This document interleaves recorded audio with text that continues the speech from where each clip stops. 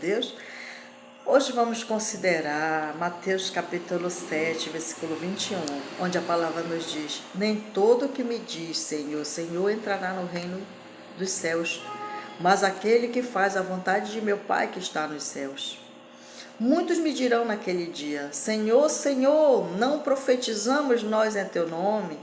E em teu nome não expulsamos demônios? E em teu nome não fizemos muitas maravilhas? E então lhes direi abertamente: nunca vos conheci. Apartai-vos de mim, vós que praticais a iniquidade. Nesse versículo a gente entende que não basta só falarmos. Não basta só falarmos. Deus está dizendo que Ele quer que a gente faça a vontade de Deus.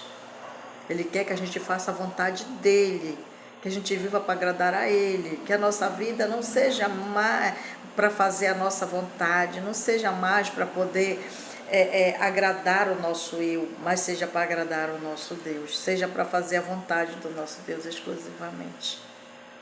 Então, não adianta estarmos só no banco de igreja, sentados lá, mas sem conhecimento nenhum. Não adianta só nos apresentarmos para o nosso próximo como religiosos, como crentes, como evangélicos, porque só essas palavras de evangélico, crente, religioso, elas não têm força de nada, se não for o que venha dentro dessa palavra aqui. Se nos apresentarmos pelaquilo que nós achamos, não tem sentido nenhum. Nós temos que aprender o que nosso Deus quer de nós. Olha o que ele diz em João 5,39. Examinai as Escrituras, porque vós cuidais ter nelas a vida eterna, e são elas que de mim testificam. Quem está falando? Jesus. Que ele está dizendo para nós que a palavra, que as Escrituras, elas testificam dele. Elas nos ensinam dele. Elas nos apresentam ele. Glória a Deus. Vamos ver o que diz lá em Deuteronômio 11. Glória a Deus. No versículo 11, capítulo 11, versículo 18, ele diz assim, olha: ponde, pois, estas minhas palavras no vosso coração e na vossa alma, e atai-as por sinal na vossa mão, para que estejam por testeira entre os vossos olhos. E ensinai a vossos filhos, falando delas assentado em tua casa, e andando pelo caminho, e deitando-te e levantando-te. E escreve-as nos umbrais de tua casa e nas tuas portas. Glórias a Deus, aleluia. Está deixando bem claro que essa palavra aqui ela tem que estar no nosso cotidiano, diante dos nossos olhos. Temos que tirar um tempo, temos que tirar um momento para ler as Escrituras. Quantas horas tem um dia? Temos tirado tempo para aprender de Deus? Temos tirado ali um momento do nosso dia para poder aprendermos de Deus? Não para mostrarmos para os outros que estamos lendo, não.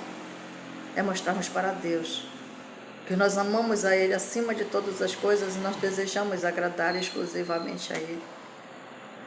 Por amar a Ele, obedecemos os mandamentos dEle, em colocar Ele em primeiro lugar na nossa vida, em colocar a palavra dEle em primeiro lugar na nossa vida. Por quê? Porque elas nos direcionam. Elas nos direcionam para andar numa vida aqui na terra, em santidade com nosso Deus, em união com nosso Deus. Elas nos ensinam qual é a vontade dEle, qual é o querer dEle. Elas nos ensinam quem Ele é, como Ele é. Elas nos ensinam. Então, para entrarmos na casa dEle, certamente temos que aprender quem Ele é. Você já imaginou você entrar na casa de alguém que você não conhece? Você já imaginou você receber uma pessoa na sua casa que você não conhece?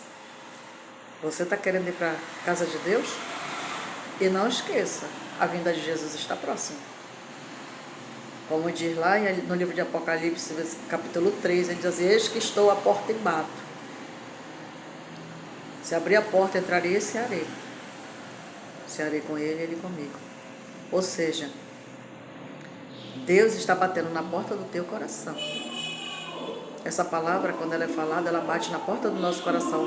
E Deus, Ele quer que aprendamos quais são os mandamentos dele para a nossa vida.